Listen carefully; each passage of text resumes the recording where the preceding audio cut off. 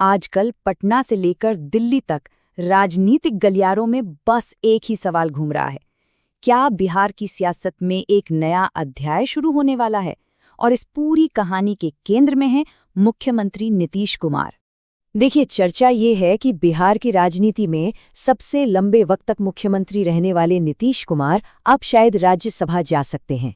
अब अगर ये खबर सच होती है ना, तो ये सिर्फ एक कुर्सी का बदलाव नहीं होगा, ये बिहार की पूरी पॉलिटिक्स के लिए एक बहुत बड़ा टर्निंग पॉइंट साबित हो सकता है। तो जाहिर है, इस एक खबर से 3 बड़े सवाल खड़े होते हैं और इन्हीं के जवाब आने वाले वक्त में बिहार की राजनीति का रास्ता तय करेंगे। पहला, कि आखिर इसी वक्त ये फैसला क्यों?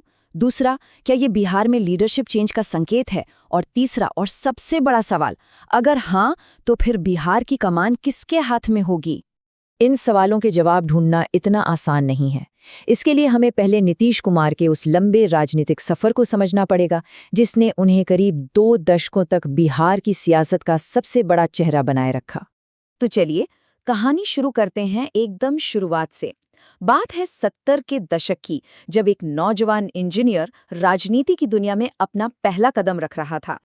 ये वो जमाना था जब देश में जयप्रकाश नारायण के संपूर्ण क्रांति आंदोलन की एक जबरदस्त लहर चल रही थी। इस आंदोलन ने सच कहूं तो सत्ता की नींव हिला दी थी और इसने पॉलिटिक्स को कई ऐसे युवा चेहरे दिए जो आगे चलकर देश की दिशा तय करने वाले थे। और हाँ, नीतीश कुमार उन्हीं में से एक थे। सोचिए, एक इंजीनियरिंग का छात्र जो आंदोलन से निकला था, धीरे धीरे सियासत में अपनी जगह बना रहा था। 1985 में पहली बार एमएलए बने। 90 के दशक आते आते दिल्ली की राजनीति में अटल बिहारी वाजपेयी जैसे बड़े नेताओं के साथ काम किया। और फिर आया साल 2005, जब उन्होंने पहली बार बिहार के मुख्यमंत्री पद की शपथ ली। अब यहीं पर नीतीश कुमार की शख्सियत के 2 अलग अलग पहलू सामने आते हैं। एक है एक सख्त प्रशासक का और दूसरा एक माहिर रणनीतिकार का। इन दोनों को समझे बिना उनकी पॉलिटिक्स को समझना लगभग नामुमकिन है। तो पहले बात करते हैं उनके प्रशासक वाले रूप की। केंद्र में मंत्री रहते हुए उन्होंने रेलवे और कृषि जैसे बड़े बड़े मंत्रालय संभाले, पर उनका असली टेस्ट तो बिहार में था। उन्होंने राज्य की कानून व्यवस्था को पटरी पर लाने का काम किया, जिसे सुशासन का नाम मिला।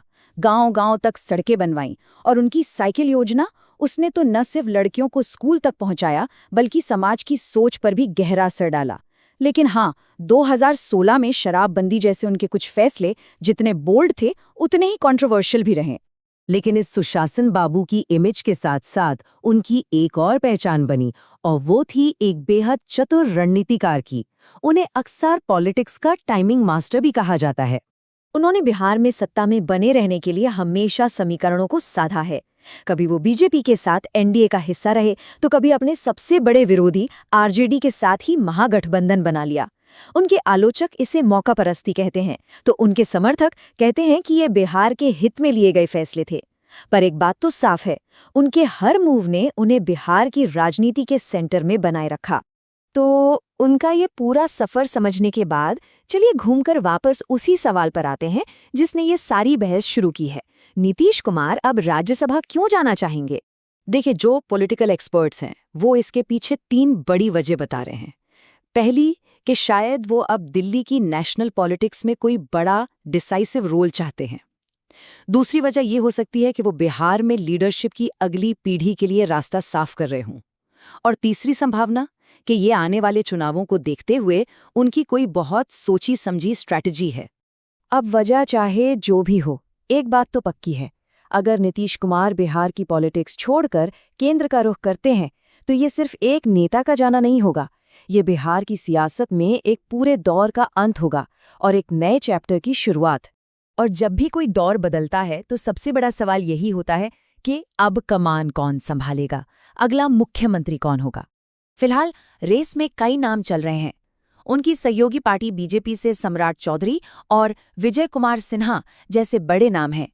तो वहीं दूसरी तरफ महागठबंधन के पुराने साथी और अब विपक्ष में बैठे तेजस्वी यादव का भी नाम है। हर नाम के अपने अपने प्लस और माइनस पॉइंट है, अपने समीकरण है। लेकिन एक मिनट, हम बात कर रहे हैं बिहार की राजनीति की, और अगर इसका कोई एक नियम है तो वो ये है कि यहाँ कोई नियम नहीं होता। ये हमेशा से ही सरप्राइज देने के लिए जानी जाती रही है। इसलिए इन सारे जाने पहचाने नामों के बीच ये भी हो सकता है कि आखिरी फैसला किसी ऐसे नाम पर हो जिसके बारे में अभी कोई सोच भी नहीं रहा। एक बात तो तय है, फैसला जो भी हो वो बिहार की राजनीति की अगली कहानी लिखेगा और उस कहानी पर हम सबकी नज़र बनी रहेगी।